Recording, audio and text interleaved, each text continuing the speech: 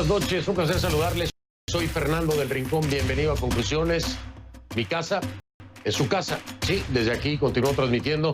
Esta ya es la semana número 19 y lo voy a continuar haciendo mientras sea necesario, aunque parece que vamos para rato con esto del COVID-19. Ojalá pronto alguien nos sorprenda y nos diga, hay una vacuna. Pero mientras tanto, en el mismo tono, precisamente del último paquete que le presenta Camilo Egaña, esta publicidad que presenta mi compañero Camilo Egaña de España para crear conciencia, pues en ese mismo tono, aquí seguimos evitando exponer a mis compañeros y evitando exponerse, pues también uno, ¿no? A final de cuentas, nos protegemos todos. Bien, gracias por acompañarme. Entonces, le quiero decir que el día de hoy estaremos hablando de Bolivia porque es increíble que mientras por un lado tratamos de concientizar de todos los peligros y las medidas que se pueden tomar para luchar en contra precisamente de este enemigo invisible, el COVID-19, hay quienes, aunque usted no lo crea, en medio de todo esto, están bloqueando caminos para que no lleguen tanques de oxígeno a los hospitales, así como lo está escuchando. Tanques de oxígeno que no llegan a los hospitales con enfermos de COVID-19 en Bolivia, porque un tema político les ha dado el pretexto a estos seres de bloquear los caminos carreteros para que no lleguen estos suministros, que se traduce evidentemente en el riesgo de muerte para personas que están siendo atendidas en los hospitales. ¿Qué etiqueta ponerle a estos seres? ¿Cómo entender este tipo de acciones? ¿Cómo permitirle a la política y a los políticos hacer esto? Esto es un crimen. Las muertes que se generen por falta de oxígeno son su responsabilidad. Están asesinando personas, ¿sí? Tal cual. Porque aquella persona que no le llevó el tanque de oxígeno porque un grupo decidió bloquear el camino, la mataron ellos. Si le parece muy duro, lo siento. Si le parece muy fuerte, lo siento. Esa es la verdad. Inhumanos. Inhumanos es lo que son. Alguno de ellos, tal vez, sin darse cuenta, podría matar a un familiar. Alguno de ellos tal vez tenga a alguien en un hospital con COVID-19 que necesite oxígeno y ese mismo oxígeno que ellos no permitieran que llegara. ¿Quién está detrás de todo esto? Pero además, quien esté detrás, ¿cómo es posible que haya personas que hagan caso a este tipo de llamamientos? Bloqueos para que no lleguen suministros médicos. Entonces, ¿cómo se expresan, Fernando? ¿Saben cómo se expresan? Con protestas, sí, con marchas, sí, que no es lo mejor en este momento. No, no lo es. Pero bueno, esa sería su opción. Con mascarillas, con lo que pueda protegerse, pero si quieren manifestarse, pues sí, manifiéstense, nadie está negando ese derecho. Pero llegar a este acto inhumano por la política, la constante en Bolivia, que ha llevado las cifras de coronavirus a donde las ha llevado, ha sido la política. Me lo han dicho los propios médicos. Del 85 al 90% ha sido la influencia y el grado de afectación de la política boliviana para el manejo del COVID-19. ¿Que no todos son bolivianos? ¿Que no estos que están marchando también, bloqueando, también son bolivianos? ¿Que no son? ¿Y qué no les importan entonces los bolivianos? Eso es ser, ¿qué? Patriotismo, patriota, nacional. ¿Qué es eso? ¿Qué es eso? Eso es un crimen. Y conforme a derecho, de acuerdo a la legislación, debe ser sancionado. Debe serlo. Hoy vamos a estar hablando de esto que ocurre, de estos crímenes que ocurren en Bolivia. Pero fíjese usted que antes de terminar este segmento, usted va a conocer a la novia de la que todos han hablado en las últimas horas. Sí, la mujer que sobrevivió, ¿se acuerda del video que le presentamos ayer? Bueno, la mujer que sobrevivió a la explosión en Beirut habló precisamente con nosotros. Hoy la va a conocer y también cómo fue nacer durante esa explosión en Beirut. Qué contraste tan grande, ¿no? Los muertos por la explosión, pero al mismo tiempo el nacer en medio de una explosión. Es que una mujer fue llevada a dar a luz al momento exacto de la detonación y todo fue captado en video. Todo esto se lo muestro en este Conclusiones.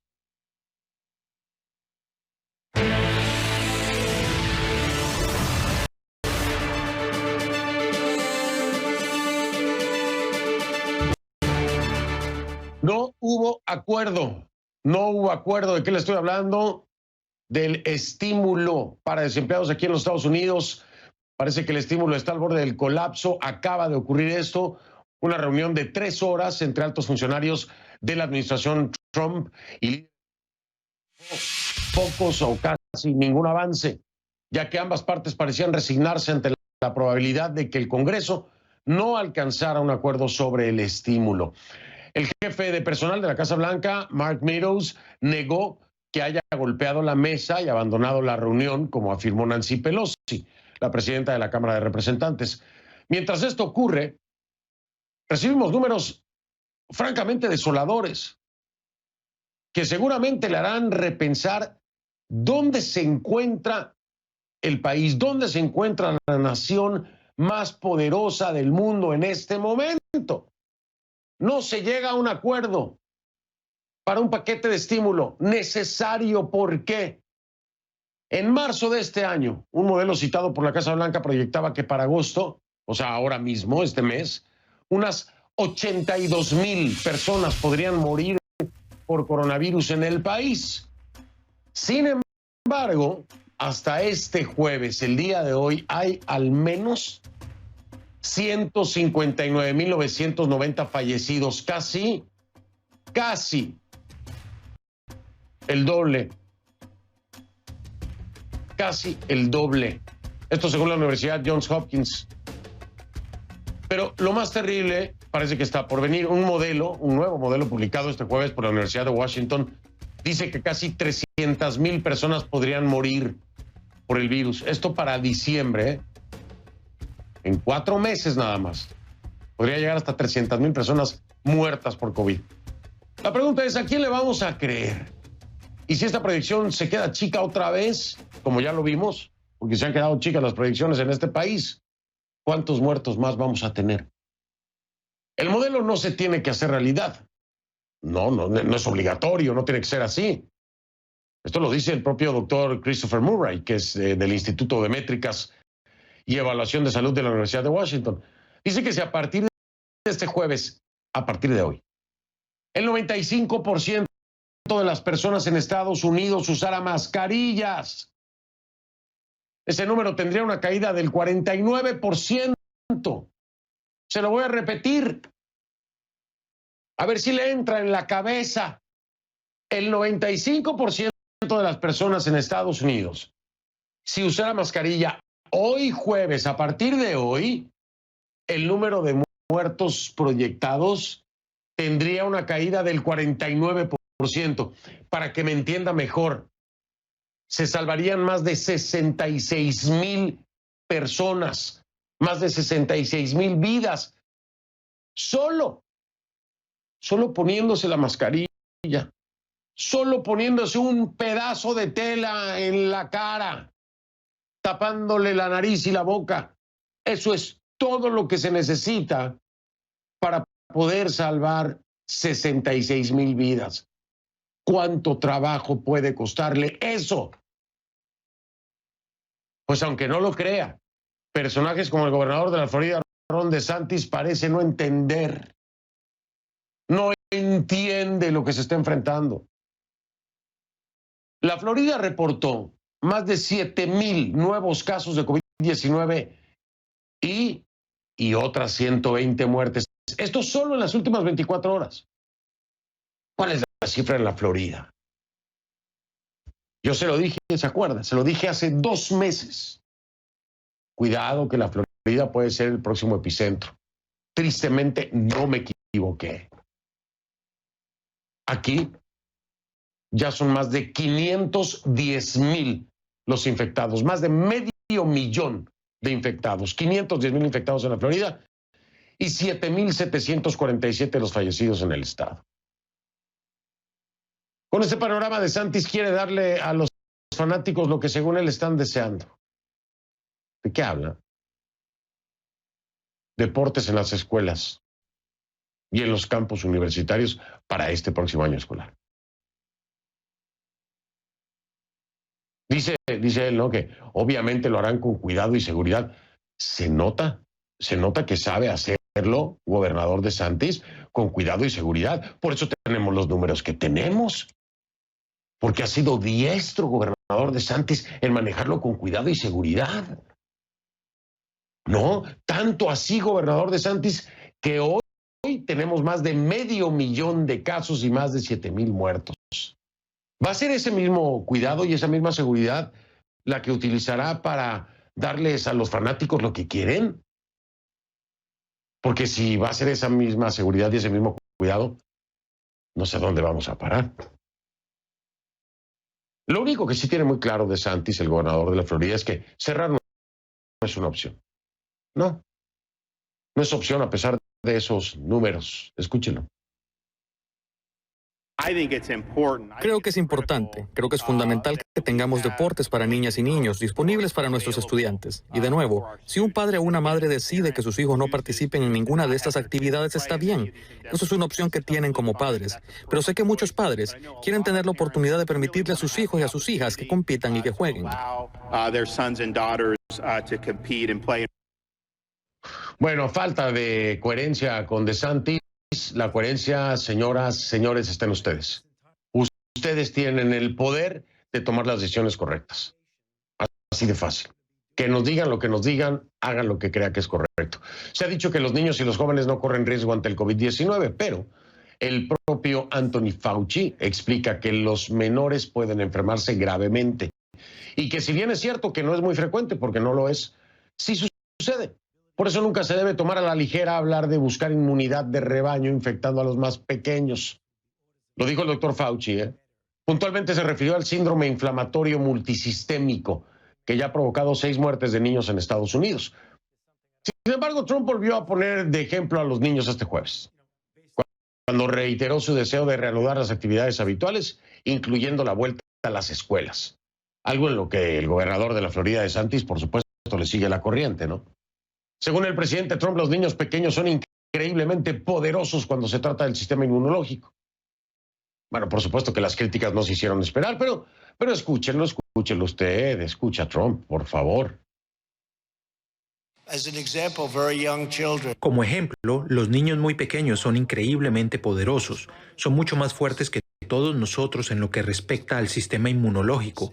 Es algo increíble de ver, pero sabemos a quién proteger y sabemos qué hacer. Y déjame decirte, los encierros tienen grandes consecuencias en términos de drogas, en términos de familia, en términos de depresión y suicidio, en términos de muchos de los problemas que causa, y no es bueno para los niños, y no aprenden lo mismo en las computadoras que como lo hacen cuando están en el aula. Así que hay grandes problemas con los encierros. Habla Trump como si los niños fueran de él, ¿no? No, los niños son de los padres, afortunadamente. Bueno, ya sabemos dónde está el coronavirus, pero ¿hacia dónde va? Los pronósticos de la CDC aquí en Estados Unidos dicen que la cantidad de muertes puede aumentar durante las próximas 4 semanas en Hawái y Puerto Rico, en la Isla del Encanto. Por el contrario, se espera que disminuya en Florida, Mississippi, Nuevo México, las Islas Marianas del Norte, Ohio, Texas, Vermont y las Islas Vírgenes. Ojalá ese pronóstico se cumpla por completo. Así están las cosas en Estados Unidos. Pero, ¿qué consecuencias trae el COVID-19 a otros? A otros en el mundo y en nuestra región, aquí a las 5 del día. En el número 5, el director general de la Organización Mundial de la Salud espera que Estados Unidos reconsidere su retirada de la organización anunciada por Trump a finales de mayo. Asegura que el problema que se genera no es financiero, sino que es un tema de solidaridad. No se puede vencer a este enemigo en un mundo dividido. Eso es lo que dice la OMS. En el número 4, el presidente ejecutivo de la compañía Pfizer dijo que no sería ético ponerle precio a la vacuna contra el coronavirus en función de su valor. Y aseguró que planean proporcionarla, perdóneme usted, a un bajo costo. Bueno, vaya, por lo menos alguien con ética en este sentido, ¿no? También afirmó que si el virus mutara, la vacuna que desarrollen podría adaptarse en cuestión de semanas gracias a la tecnología. En el número 3, el Partido Socialista Unido de Venezuela, PSV, publicó este jueves una foto de Diosdado Cabello en Twitter donde se le ve con mascarilla y los brazos abiertos, dando a entender que había superado el virus. Se viene el regreso del necio, dice el texto que acompaña la foto. El mensaje llega casi un mes después de que diera a conocer que tenía coronavirus. En el número 2, la ex primera dama Michelle Obama dijo en su podcast que la pandemia, los problemas raciales en Estados Unidos y la lucha política que la rodea le han ocasionado una depresión leve. No es la única, no es la única. Una encuesta de la Oficina del Censo descubrió que 1 de cada 3 estadounidenses presenta síntomas de depresión o ansiedad. Sentimientos en aumento en medio de las restricciones por la pandemia. Según el reporte, los índices son más de 3 veces superiores a los reportados en la primera mitad de 2019. Y en el número 1, el día en que se conoció una disminución en los nuevos reclamos de subsidio por desempleo, las negociaciones en el Congreso entre demócratas y republicanos, como le dije, no han llegado a nada. La presidenta de la Cámara de Representantes, Nancy Pelosi, rechazó la posibilidad de una extensión a corto plazo de estos beneficios. Por esto busca presionar para que el Congreso apruebe un paquete de estímulo a gran escala que la Casa Blanca viene rechazando.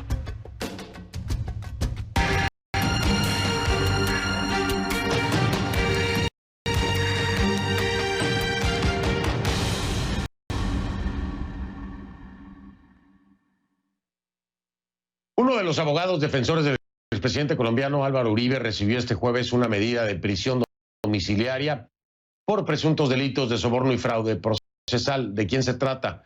Estoy hablando de Diego Cadena. Diego Cadena ha sido clave en todo este caso en contra precisamente del expresidente Uribe. Diego Cadena, cuyo caso está relacionado a esta investigación que lleva adelante la Corte Suprema contra el exmandatario por la supuesta manipulación de testigos. El abogado de Cadena negó que se hubiese cometido ningún delito. Desde este martes, Uribe también se encuentra, como usted lo sabe, en detención domiciliaria, a pesar de que se ha declarado inocente de todos los cargos, además de haber dado positivo a COVID-19. Ahora, mientras tanto, el actual presidente Iván Duque reiteró que Uribe debe enfrentar en libertad el proceso legal en su contra, tomando en consideración su edad y la pandemia. Y al ser consultado por Fernando Ramos, mi colega, mi tocayo, dijo que las medidas de aseguramiento deben ser excepcionalísimas. Aquí lo tiene.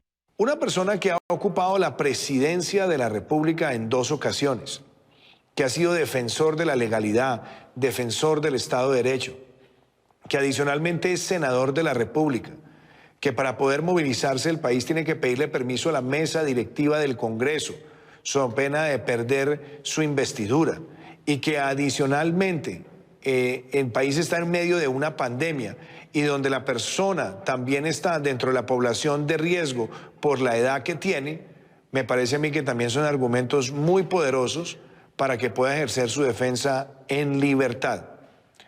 Y también he dicho lo siguiente, ojalá él pueda acudir a todas las herramientas legales para que esa defensa se haga en libertad. Y lo otro que he dicho, yo debo también invitar al país a las reflexiones de fondo y a las reflexiones sobre el presente y sobre el futuro del país. Entonces, que a una persona que le ha servido a Colombia no se le permita defenderse en libertad, pero que tengamos criminales de lesa humanidad condenados en el Congreso y que además están subyúdices ante la justicia transicional y que lo puedan hacer además no solamente en libertad, sino que tengan garantizado jamás ir a prisión, si entre comillas dicen toda la verdad, me parece que es un gran desequilibrio.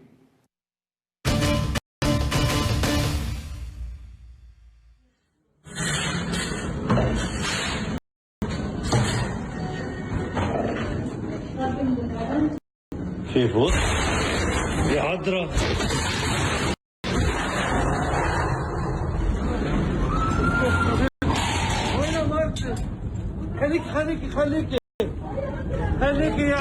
En seguimiento, 2 días después de la explosión, siguen llegando imágenes conmovedoras de Beirut. En este quirófano de la capital, la vida se abría paso durante el alumbramiento de un bebé en plena explosión. Afuera era todo destrucción y miedo, pero dentro del hospital, mientras las ventanas y las paredes se estremecían, llegó al mundo un bebé. Una nueva vida en medio de la desesperación, del caos. Increíble. Los grandes contrastes de esta tragedia. Y la imagen de esta novia, que se lo presenté ayer, le dio la vuelta al mundo, ¿no? Miles de personas vieron asombradas cómo la sonrisa radiante de esta mujer, de esta joven, se transformó en un gesto de horror cuando siente la onda expansiva de la explosión que crea una nube oscura a su alrededor. Jomana Karat habló con los novios y nos cuenta cómo es que fue para la novia ese momento. Era la sesión de fotos perfecta de su casamiento. La novia, radiante, posaba para las fotos, a pasos de un salón de lujo de matrimonios en el centro de Beirut. Isra Sevlani, sonriente, baja la mirada hacia su ramo de flores. Y se desata el terror.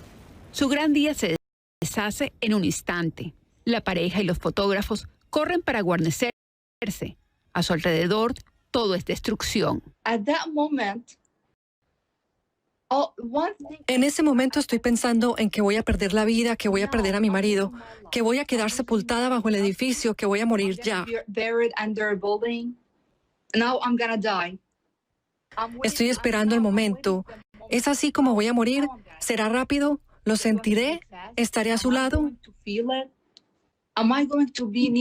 Sevlani, una residente de Estados Unidos de 29 años, volvió a su Líbano natal para casarse. El plan original era hacer el casamiento en Estados Unidos, pero su marido, Ahmad Shevei, dice que ha estado esperando por su visa por 3 años.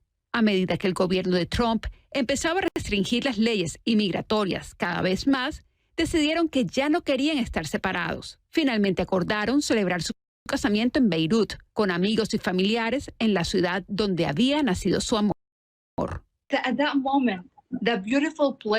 En ese momento, ese lugar hermoso en el que estaba, donde la gente estaba sentada en el restaurante de compras y caminando, se convirtió en una ciudad fantasma llena de polvo, de vidrios rotos.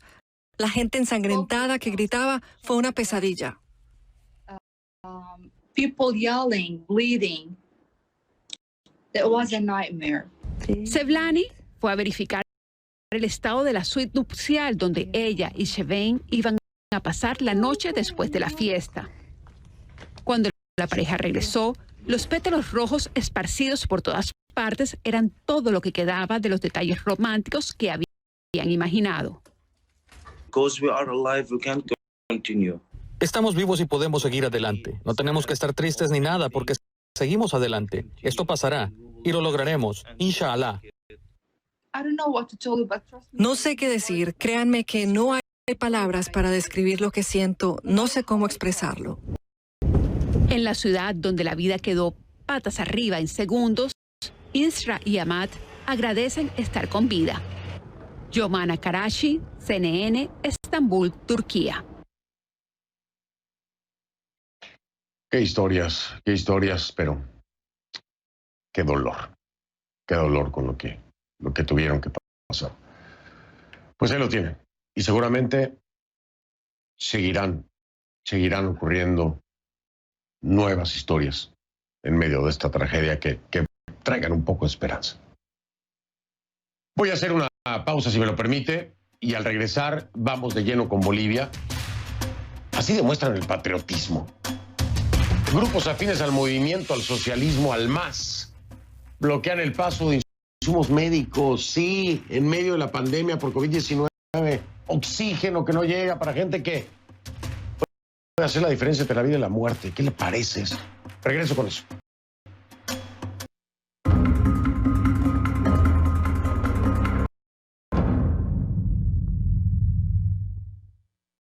Le pido que a partir de este momento me acompañe utilizando la etiqueta numeral Conclu Bloqueos Bol.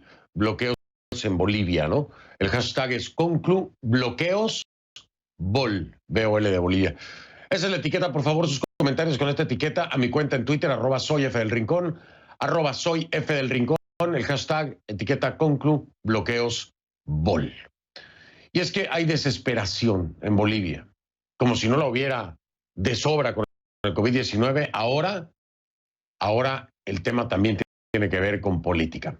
Pero le digo algo, en las últimas semanas el país ha registrado cifras récord de contagios y muertes por COVID-19.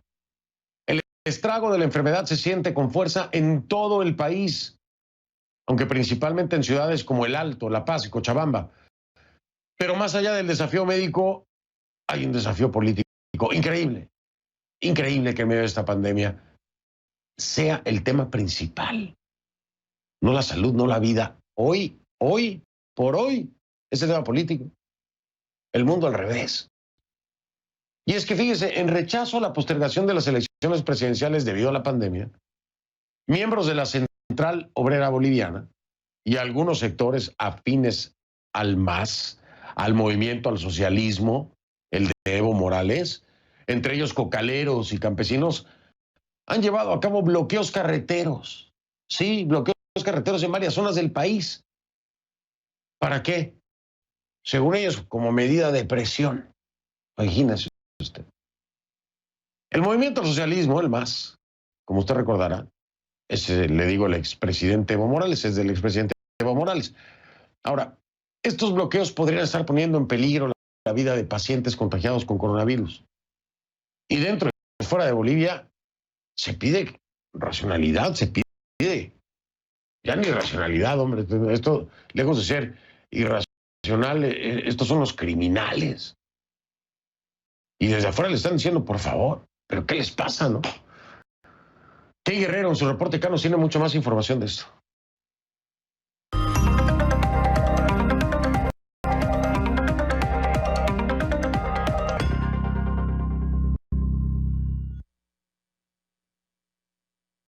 Mi querida Kay, ¿cómo estás? Te saludo allá en casa. Buenas noches.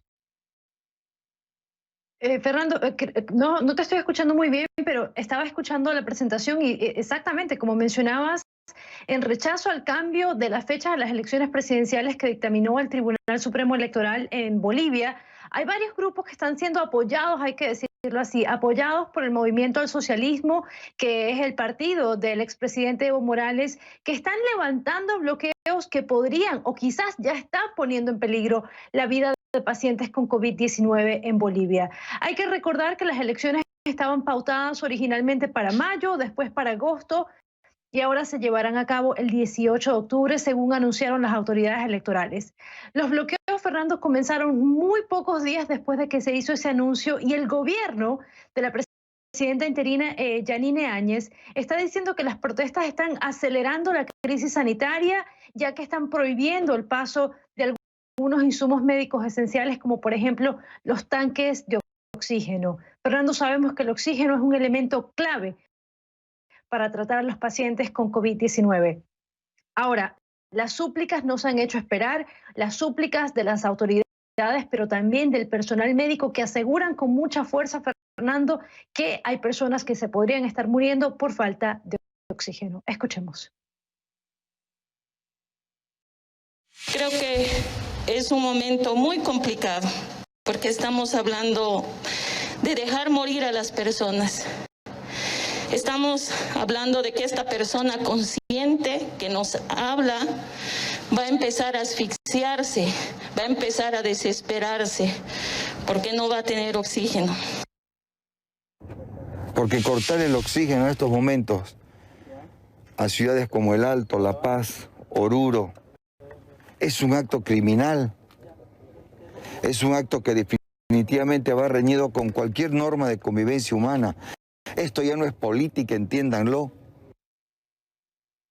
Fernando, hace apenas unas horas, hay que decirlo, el ministro de Justicia de Bolivia, Álvaro Coimbra, le dijo a CNN que este viernes demandarán por varios delitos: atentado a la salud, sedición, genocidio, daño al medio ambiente, daño al Estado, a las personas que consideran los actores intelectuales de estos bloqueos, principalmente en Cochabamba, que sabemos es una de las zonas más afectadas por la pandemia.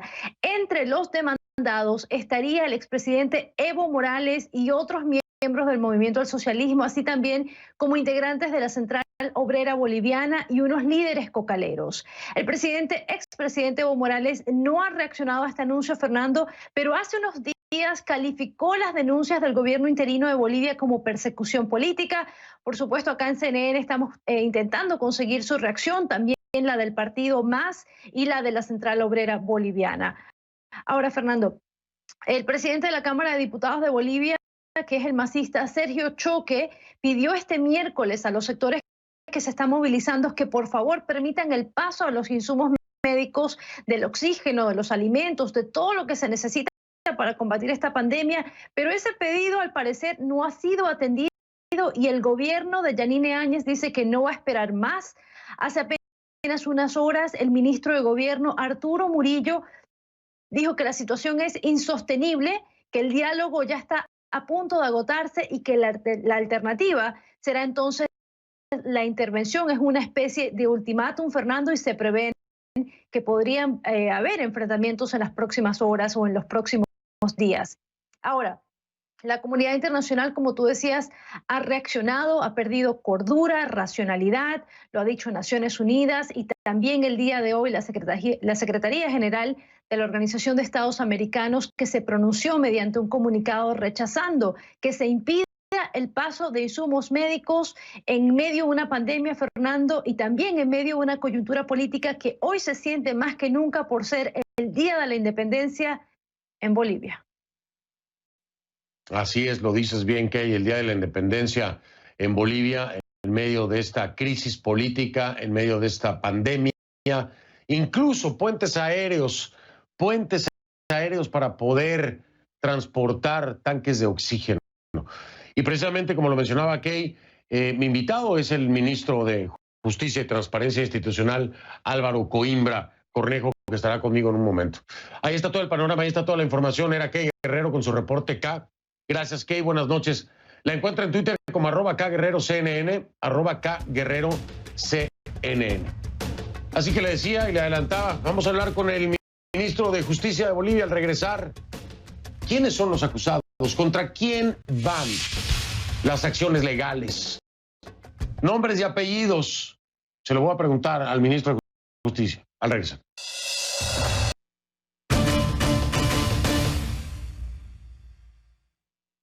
Le doy la bienvenida entonces al programa a Álvaro Coimbra, es el ministro de Justicia de Bolivia y Transparencia Institucional, quien me acompaña. Ministro, gracias por estar aquí, buenas noches. Muchas gracias, Fernando. La verdad es un honor estar en su programa. Permítame saludar a todos mis compatriotas en este aniversario 195 de la Declaración de la Independencia de mi hermoso país. Un momento muy complicado ya desde hace varios meses, y quiero felicitar a todos por su sacrificio, por su esfuerzo, porque con la voluntad de todos los bolivianos estamos saliendo adelante en este momento de pandemia. Pero también permítame felicitarlo a usted por el trabajo que realiza, por todo el aporte que le da a la democracia en la región, y estoy seguro que usted ha sido muy importante en octubre y en noviembre en los momentos difíciles que hemos vivido en mi país, así como muchos otros comunicadores y otros periodistas que han favorecido a la democracia desde Bolivia. Gracias por sus palabras. Feliz Día de la Independencia, ministro. Y como siempre les digo, pues nada, aquí solo hacemos nuestro trabajo con los hechos y bueno, pues si tiene una repercusión positiva, que es lo que siempre se busca con la información, qué bueno que así sea. Ministro, primero, preguntarle puntualmente cuáles son los delitos que se estarían cometiendo con estos bloqueos. ¿Cuántos dentro del ámbito legal serían los delitos que se estarían cometiendo por los cuales se podría proceder legalmente? ¿Me los puede enumerar? Claro que sí, nosotros hemos denunciado primero genocidio porque se está atentando desde una perspectiva política en contra de la vida de los bolivianos por factores políticos. Segundo, terrorismo. Se está cometiendo terrorismo como se hizo en octubre y en noviembre. El tercero es sedición porque se están haciendo todos los elementos, se están conformando para ir en contra de la vida. Delitos en contra de la salud, delitos en contra del patrimonio del Estado, tanto como para deteriorarlo como para hacerlo desaparecer, delitos en contra de los servicios públicos que tenemos los bolivianos, pero obviamente el más grave y el delito que hoy nos está afectando más son los delitos contra la salud, que va a terminar en un genocidio en nuestro país. Hoy ha muerto una joven de 27 años en el hospital boliviano holandés porque ya no hay oxígeno. La Caja Nacional del Seguro está en alerta porque el oxígeno ya no hay. Hay muchos pacientes que se encuentran en terapia intermedia. Hay muchos pacientes que se encuentran ya en terapia intensiva que necesitan los cilindros de oxígeno. Y bueno, ustedes han visto en más de un video cómo la dirigencia del MAS, instruida desde el señor Evo Morales, el candidato Luis Arce Catacora, el candidato David Choquehuanca, el dirigente Andrónico Rodríguez, el dirigente Leonardo Loza, están instruyendo no dejar pasar los cilindros de oxígeno, no dejar pasar los medicamentos, no dejar pasar las ambulancias, y esto está poniendo en peligro la vida de muchos bolivianos. Luego que hemos hecho, querido Fernando, un esfuerzo extraordinario en nuestro país en estos últimos casi 4 meses para tratar de sacar adelante un sistema sanitario que el MAS entregó destruido, que el MAS dejó sin ningún tipo de condiciones. Perdón que lo interrumpa, esto es muy importante porque me acaba de dar nombres desde el punto de vista legal. Como ministro de Justicia, ¿estos serían los principales presuntos responsables? ¿Contra ellos serían las acusaciones principales? ¿Estos nombres y apellidos que me acaba usted de dar serían los que tendrían que enfrentar un proceso por estas acusaciones, todas las que me enlistó? Sí, nosotros hemos denunciado a estas personas a la cabeza del señor Evo Morales, que desgraciadamente no sabemos la condición en la cual se encuentra en el país hermano de la Argentina. Hemos solicitado a través de la Cancillería al gobierno argentino que se nos establezca si él está en calidad de refugiado, en calidad de turista, en qué calidad, porque bueno, ustedes han visto cómo instiga desde su cuenta de Twitter todos los días, más de 10, 12 Twitter, instigando a la violencia en nuestro país. Pero además también se encuentra el candidato Luis Arce Catacora, quien instiga a través de sus cuentas de YouTube y su cuenta de Twitter a que la violencia prolifere en nuestro país. Y obviamente están sus operadores, los operadores políticos que ha dejado Evo Morales en el Chapar, el señor Leonardo Loza, que es parte de la dirigencia de los cocaleros, y el señor Andrónico Rodríguez, que también es parte de los cocaleros. Pero además también se encuentra el señor Juan Carlos Guarachi, que es el presidente o el secretario ejecutivo de la Central Obrera Boliviana. Ok, voy a marcar una pausa, ministro. Lo decían hoy en esta conferencia de prensa conjunta donde estaba el ministro de Defensa, estaba el ministro de la Presidencia, el ministro de Gobierno.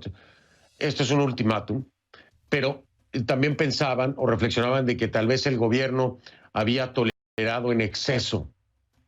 Yo creo que sí, yo creo que toleraron en exceso porque cuando la vida de un ser humano está en juego se tiene que accionar inmediatamente, no se puede tolerar nada, no se tolera nada. No tiene por qué tolerarse a criminales que ponen en riesgo la vida de cualquier ser humano. Ahí cero tolerancia. Y para mí fue un grave error del gobierno que se haya tenido que tolerar y que incluso reconozcan que tal vez en exceso. Aquí se tiene que salvar vidas. Ahora, voy a hacer la pausa, pero le pregunto esto, ministro. ¿Cuándo se accionará la justicia para echarles guante, detenerlos por la presunta responsabilidad y entonces iniciar proceso? ¿Cuándo va a ser esto, ministro?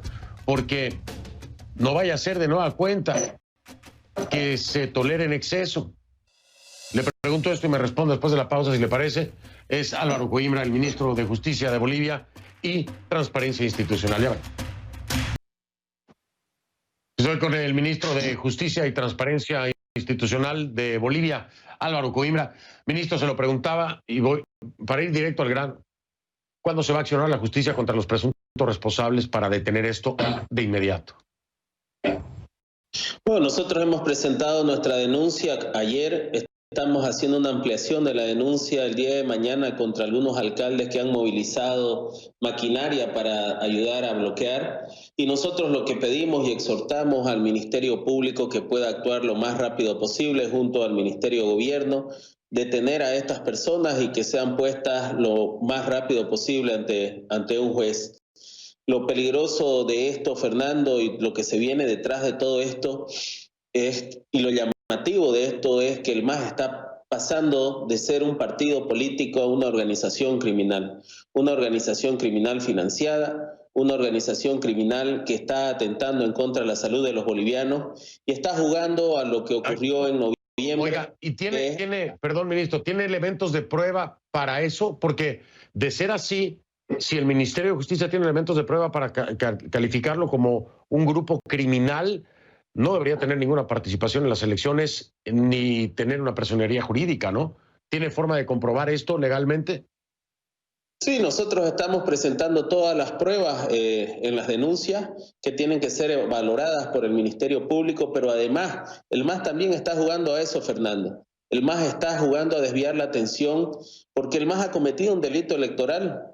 Un delito electoral al haber anunciado encuestas a través de su candidato a la presidencia. Sí, lo hizo. Claro, yo sé. Esas denuncias están en el Tribunal Supremo Electoral, tienen que ser procesadas y además el artículo 136 del régimen electoral dice de manera inmediata la pérdida de la personalidad jurídica. El MAS está jugando a eso como último elemento de desestabilizar el país para negociar. Y no lo vamos a hacer por si acaso, pero el MAS lo que quiere es negociar la no pérdida de su personalidad jurídica, desestabilizando el país. Oiga, y dígame algo, ¿qué le hace falta al Ministerio Público de su parte para que accionen ya? ¿O también el Ministerio Público se va a tardar eternamente para poder accionar? Nosotros solicitamos de manera enfática al fiscal general y al fiscal de Distrito de La Paz y a los fiscales de Distrito de Cochabamba y Santa Cruz que actúen, Fernando. Nosotros hemos venido a ser respetuosos con la institucionalidad democrática de nuestro país, pero también vamos a exigir que cumplan con su deber. Necesitamos que extiendan los mandamientos de aprehensión, que se actúe de manera inmediata en contra de los actos criminales que se están cometiendo a la población boliviana. No podemos permitir, Fernando, que nuestra gente muera porque no llega el oxígeno. Nosotros hemos vivido momentos muy duros, Fernando. Yo estoy hoy en el Beni, en el departamento del cual soy. En las épocas de mayo y junio, sin bloqueos, hemos vivido momentos muy duros donde ha muerto mucha gente por la precariedad de nuestro sistema de salud. Y hoy que se están haciendo todos los esfuerzos para trasladar oxígeno, para trasladar medicamentos, para poner los médicos, más de 7.000 médicos contratados, más de 1.000 camas que se han armado, más de 400 respiradores, y no puede ser que no podamos salvar vidas porque hay gente que está bloqueando, porque hay gente que en los últimos 14 años el MAS lo demostró, Fernando. Al MAS no le interesa la vida de los bolivianos, lo que le interesa es el interés político de una persona y se llama Evo Morales, que está muy cómodo en su mansión en San Isidro, en Buenos Aires. Ministro, y yo quisiera seguir hablando con usted, me tengo que despedir, el tiempo de televisión se ha ido, por supuesto que sé lo que están padeciendo mis hermanos bolivianos. Ministerios públicos, está en sus manos, es su responsabilidad, y también le recuerdo a quienes están al frente de los ministerios públicos locales. Ojo, también se comete un delito por omisión, por omisión. Bien, gracias, ministro. El ministro de Justicia de Bolivia, Álvaro Coimbra. Buenas noches, ministro, muy amable. Fernando, muy amable. Buenas noches. Suerte, suerte. Soy Fernando del Rincón. Hasta mañana. Gracias.